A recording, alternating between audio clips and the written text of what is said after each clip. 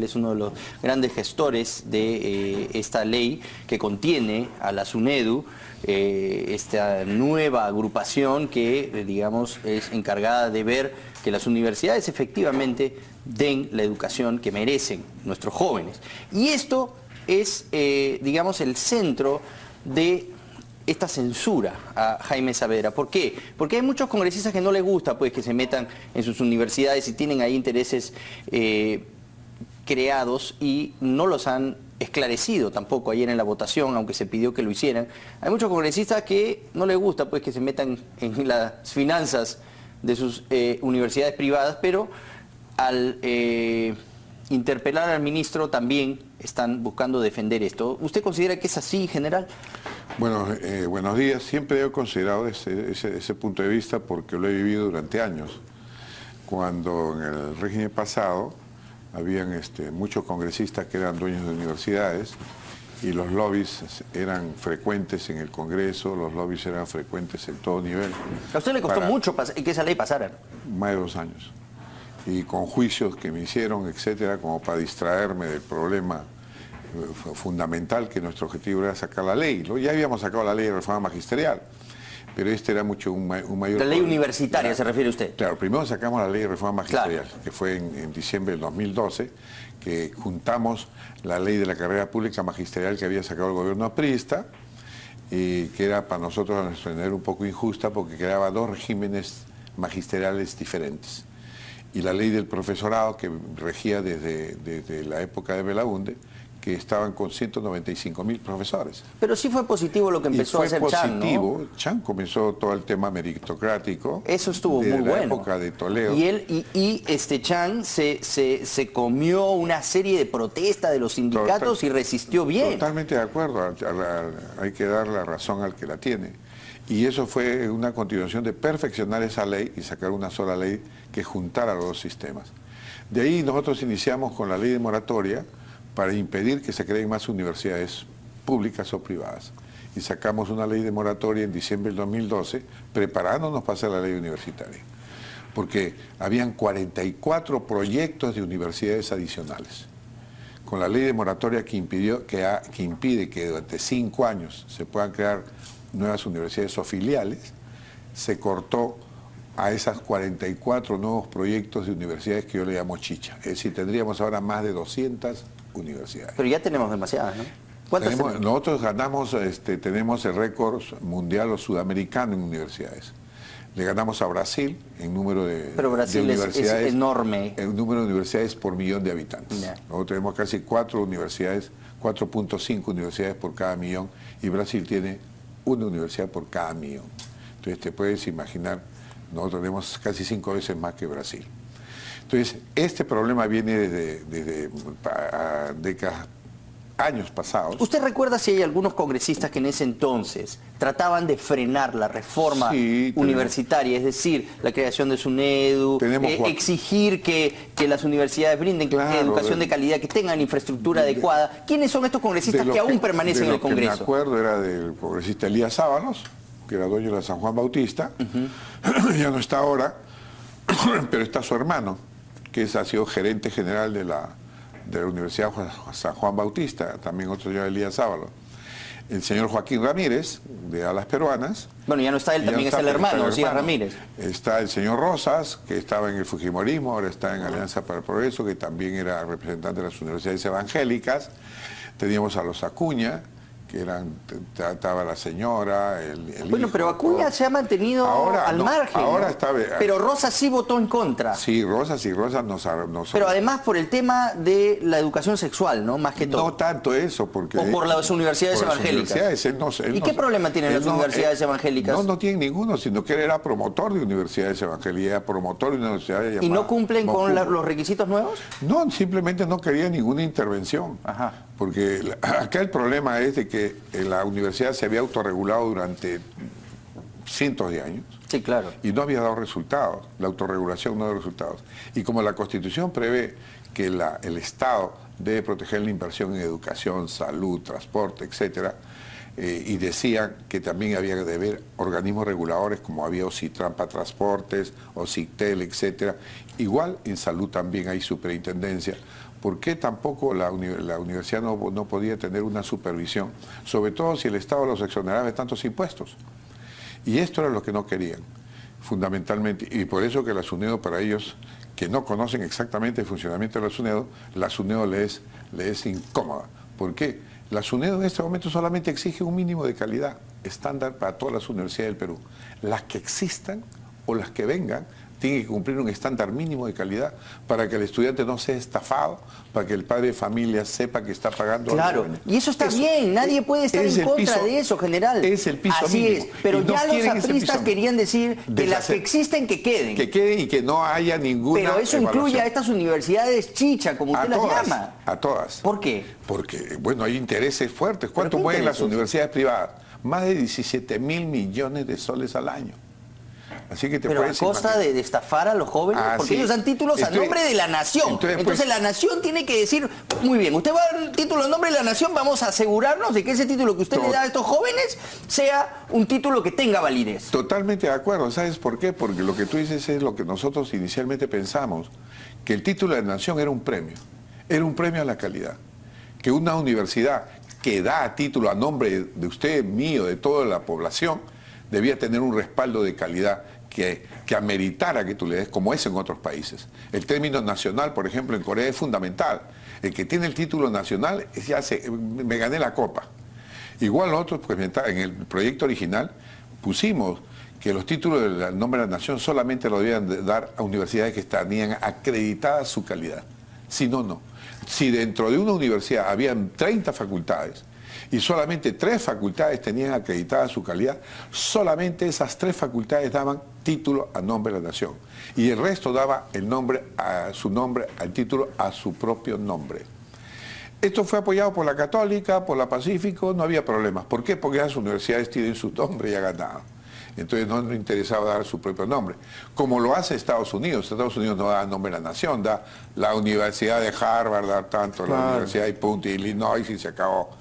Pero nosotros, tú vas por la avenida Arequipa y todos los carteles son damos título a nombre de la nación, damos carnet gratis universitario. Esa es la propaganda para los muchachos que escasos recursos. La ley acá lo que busca es, y esta es solamente la ley universitaria, busca que la calidad sea un norte de todas las universidades públicas fundamentalmente, y las privadas también, porque las privadas también de lo que dicen deben dar.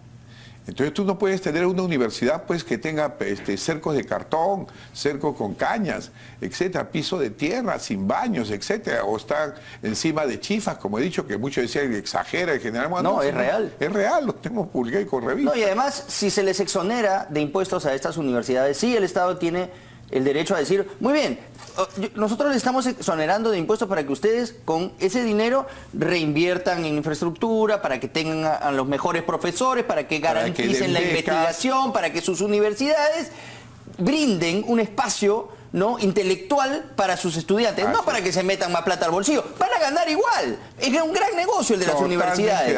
Pero vamos a fomentar un espacio de debate intelectual mayor para que ahí se enriquezcan los estudiantes. Usted dice, ¿por qué se sale, señor Velázquez Quesquén, por qué se han licenciado solamente universidades privadas? ¿Qué universidades privadas se han licenciado? Aquellas que existen y por muchos años que tienen determinada calidad. ¿Por qué se licenció la Católica? La Católica lo que le faltaba era solucionar el problema de profesores a tiempo completo, pero era un poco porcentaje que tenía que subir, que la ley dice 25% de profesores a tiempo completo, ahora tiene 28 y tenía 22 hace algunos años. Pero, por ejemplo, tener profesores a tiempo completo en algunas universidades como las peruanas, que tienen un 1% y llegar al 25% es difícil y es mayor inversión. Para que tenga una idea el público televidente. ¿Mayor inversión? ¿De 100 millones que entra en una universidad? Pero a las ¿de esas sin fines de lucro? Usted dice ahí... 40 millones lo pone el Estado en promedio. ¿En qué? De 100 millones que ingrese a una universidad, 40 millones lo está poniendo el Estado. Todas las exoneraciones equivalen más o menos, le hemos calculado, al 40% de los ingresos que tiene una universidad. Bueno, y eso es dinero que es importante. Entonces tú no puede ser que eso vaya al bolsillo de alguien. Si están ganando muy bien y es la actividad más rentable, después del narcotráfico, la actividad más rentable es la educación en este momento. ¿Tú crees que por qué se han metido los bancos a tener universidades y colegios? Innova Perú, claro, colegios, tú tienes, hasta el comercio se ha metido a comprar institutos, universidades, etcétera. Se han metido grupos económicos importantes, hay otro grupo que ha surgido para construir 20 colegios más. Perfecto, la inversión privada, pero con calidad. Y la prueba PISA, que tanto se critica, en este momento ha demostrado que la educación básica regular en el colegio público está superando a la privada. ¿Y por qué? Porque también en colegios privados tenemos colegios chicha. No hemos visto, pero nosotros lo sabemos por los estudios que hemos hecho, encontramos colegios privados en los conos que están en garajes. Igual.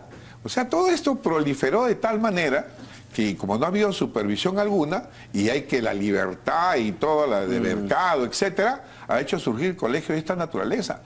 En Lima solamente hay más de 200 colegios ilegales.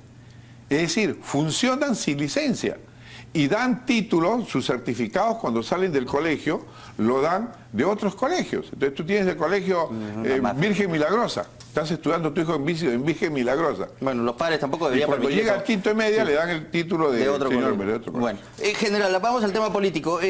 La censura era la crónica de una muerte anunciada. Totalmente. ¿Usted cree que esto va a mellar, a frenar las reformas educativas? No necesariamente.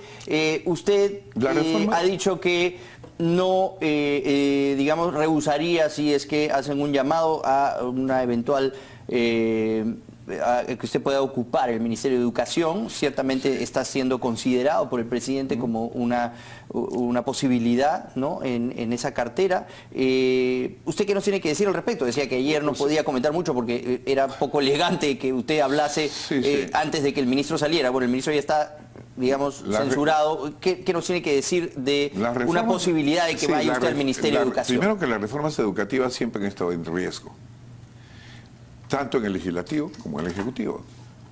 Los lobbies siempre han estado funcionando, han funcionado en el legislativo con fruición. Es decir, habían lobbies hacia congresistas de todas las bancadas, habían ofrecimientos de todo tipo.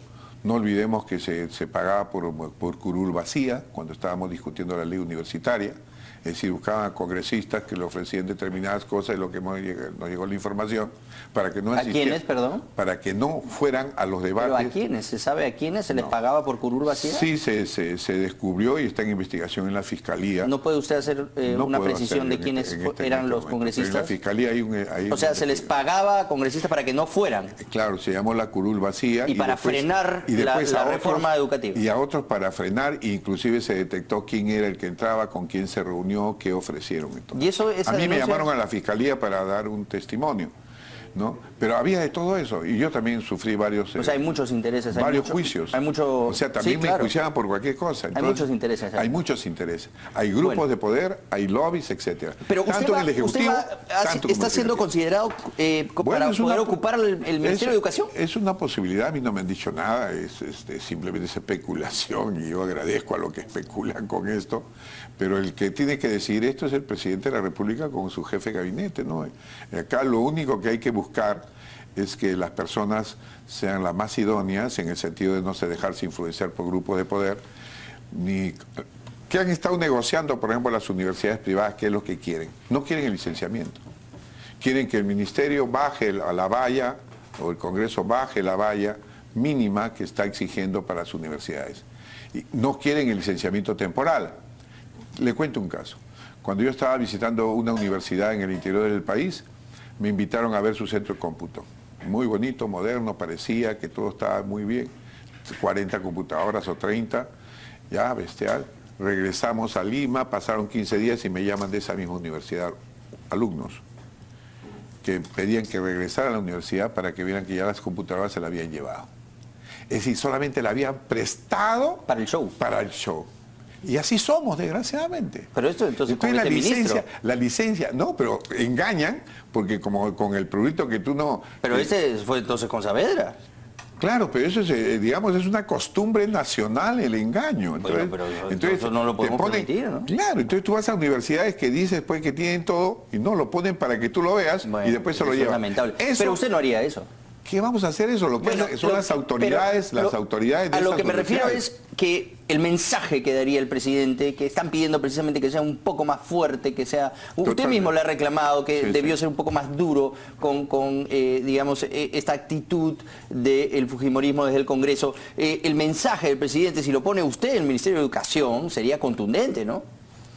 Bueno, algunos pues creen que soy un poco confrontacional en el sentido de haber peleado todo esto, porque en realidad ha sido difícil cuando yo era solo un voto en la comisión y lograr la adhesión de algunos congresistas, inclusive individualmente y peleados ellos con su bancada para apoyar la ley, fue todo un trabajo. Y fue un trabajo que logramos la aprobación con una diferencia de 12 votos. La bancada fujimorista salió del hemiciclo, etcétera. Después nos hicieron acciones de inconstitucionalidad. Pero usted va a poner, si el eso, ministro de Educación pone orden con las universidades privadas. definitivamente solamente hay que cumplir la ley. Por eso. Si se sale una ley hay que cumplirla. Por ejemplo, en este momento Pero pues sería como, por ejemplo... hay propaganda fraudulenta, por ejemplo, en este momento, universidades que dicen vamos a dar carrera de 2 años y medio. Eso va contra la ley. Pero La ley dice que son 5 claro, pero años. usted le caería encima, pues. O sea, Simplemente haría que se cumpla la ley. Que se cumplan las leyes y que los alumnos no sean estafados. Y no va a permitir que le quiten su NEDU y que le manoseen la ley universitaria. Que pueden perfeccionarse, todo puede Perfeccionar es una cosa, pero tumbarse su dedo es otra. Tumbarse o retroceder pues sería el colmo. Usted lo defendería a capa y espada. De todas maneras, porque una reforma no es los resultados no se ven a los 2 años en el corto plazo. La reforma causan heridos, contusos, muertos, todo, porque es una reforma. Y algunos van a pagar el pato de todas maneras.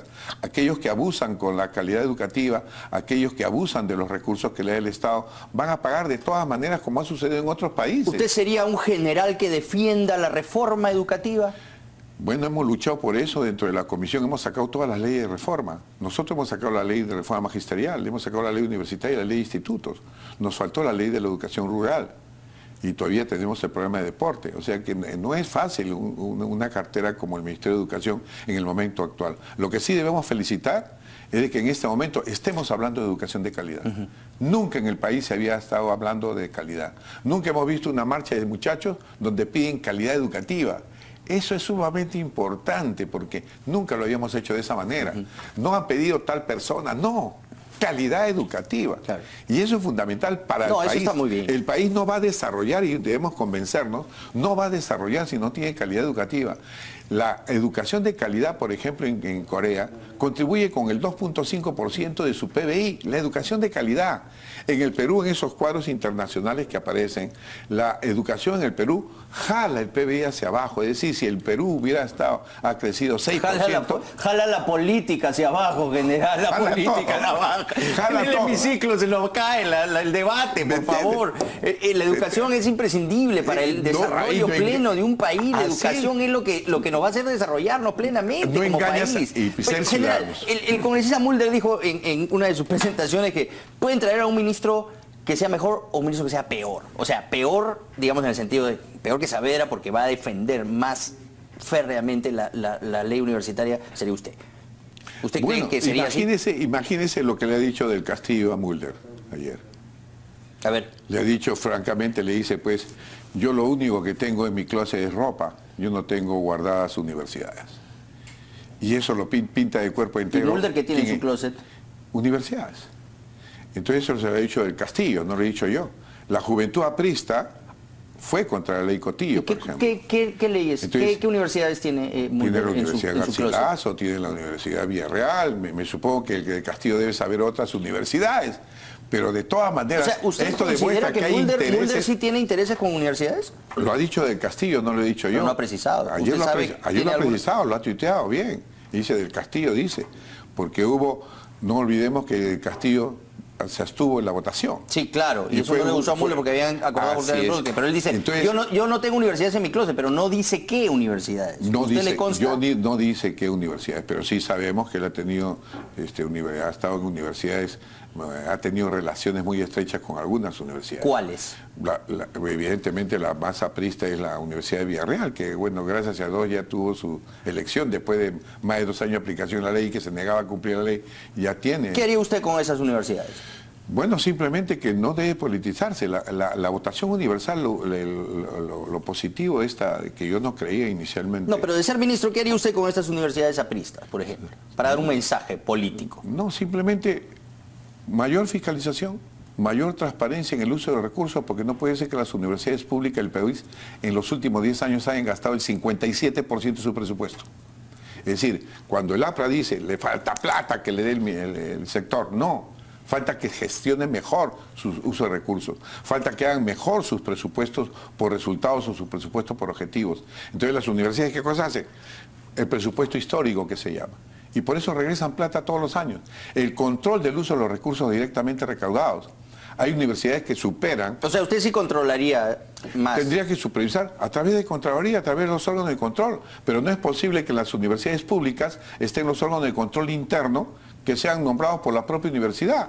Entonces, mi jefe de control interno lo nombro yo, sí, y generalmente es el asesor legal del rector. Sí. Creo que ahora con el voto universal se despolitiza más la universidad. Hay que dar recursos y controlar el uso de los recursos. Yo considero que la universidad pública tiene las mejores posibilidades de ponerse en el ranking mundial, por lo menos 2 o 3 universidades públicas y 2 privadas en el mediano plazo. En los próximos 5 años, tranquilamente 2 universidades públicas por lo menos debían estar entre las 500 mejores del mundo. ¿Cómo se hace eso? Miren lo que está pasando en la UNSA con las nuevas autoridades, y han encontrado 208 millones guardados que no se habían utilizado. Y están haciendo un gran campo, una mina escuela, que van a hacer en un terreno que tiene 52 hectáreas, que han hecho un convenio con el Instituto Tecnológico de Suecia, y van a hacer todo un centro de investigación tecnológica minero, que va a ser regional, donde van a venir todos los científicos del mundo a ver cómo se hace eso, etcétera, donde se va a convertir en el mejor centro de investigación minera de toda la región. Van a hacer 2 edificios de 12 pisos, 2 torres donde van a haber una torre de todo lo que es laboratorio de biotecnología y otra torre de todo lo que es laboratorio de ingeniería. Han hecho ya registro de investigadores por primera vez. Están sacando 68 publicaciones científicas que nunca la habían hecho. Es decir, ¿se puede? Por supuesto que se puede. Y hay universidades. ¿Usted cree que hay una universidad en el Cusco que tenga mejor infraestructura que la UNSA? Ninguna. Que tenga estadios, ninguna. ¿Usted cree que acá en Lima hay una universidad que supere en infraestructura a la UNI, por ejemplo? No hay. La UTEC, ¿por qué se ha licenciado? Porque la UTEC ha hecho una inversión tremenda con apoyo de Harvard, del Tecnológico de Massachusetts y un grupo minero peruano. Y evidentemente se ha construido con todos los estándares. Por eso acredita. Entonces, si usted la va a ver, va a decir, sí, acreditan, evidentemente. Pero vaya a haber otras. Pero ¿qué universidad puede superar, por ejemplo, a la Huamanga de Ayacucho, con la infraestructura que tiene Ayacucho construida en cientos de años? Ninguna.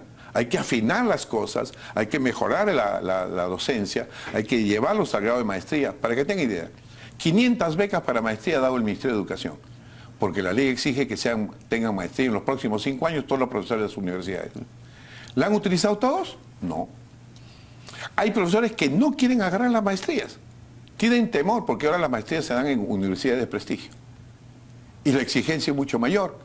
Y se habían acostumbrado al facilismo de entrar a una maestría de 1 hora semanal, etcétera, y de ahí sacaban su cartón y se acabó.